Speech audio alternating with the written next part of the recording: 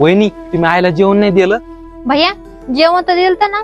कालचा भात तो पण शिळा आणि भाकर 2 दिवसाची ते पण तुम्ही खाता का?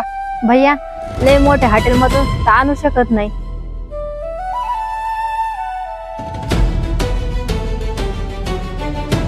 आणि तू बायको आली की आईला विसरून गेला. राहुल, हॉटेलमधून तर आणून देऊ शकत नाही, जे होतं ते दिलं. जेव्हा तू आणि मी होतो का ती स्वतः उपाशी राहत होती आणि आपलं पोट भरत होती.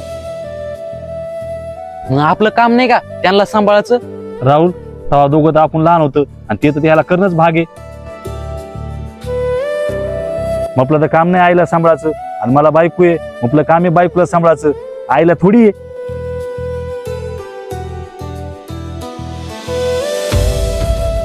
अरे भैया जेव्हा तुला पोरग होईन का तेव्हा तुला कळन. ज्यावेळेस तुझ्यासोबत असं होईन का त्यावेळेस तुला कळन आई वडील काय चीज आहे म्हणून.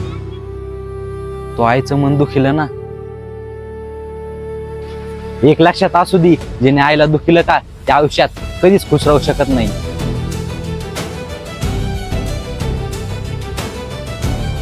राहिली गोष्ट घराची, हे घर आईचं आहे. तुम्ही दोघांना निघा इथून. निघा.